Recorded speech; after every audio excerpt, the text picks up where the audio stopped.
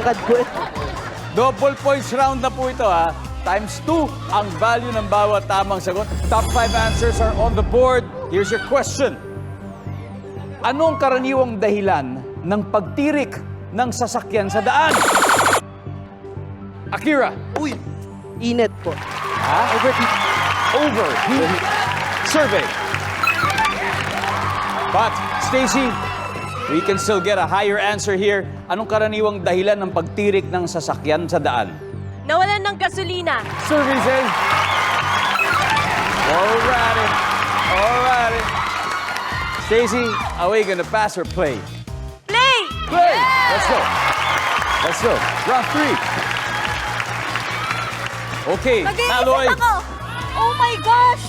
Ano ang karaniwang dahilan ng pagtirik ng sasakyan sa daan? Flat. Flat. Flat tire. Flat tire. Survey. Yep. Johanna, anong karaniwang dahilan ng pagtirik ng sasakyan sa daan? Nabangga! Nabangga. Ayaw na umandar. Diba? Survey. Aya, anong karaniwang dahilan ng may pagtirik na sasakyan sa daan? May overheat, overuse. Overuse. Survey says. Malay. BGYO, standby, Stacy. One last chance. Anong karaniwang dahilan ng pagtirik ng sasakyan? Nawalan ng baterya. Survey says. Very good. One more to go. Anong karaniwang dahilan ng pagtirik ng sasakyan sa daan? Aha. Baha. Tama yan! Boys, tingin nyo. Baha. Ba't ka dadaan doon? Eh, baka nga, di ba? Tama naman. Eh, paano kung ano? Paano kung na fake news? Akala mo, wala talaga. Alam mo, minsan, di ba, akala mo okay lang eh. Sabay pagdating mo, talagang wala na, lubog na. Kasalanan po ng driver yon. Alright. Survey.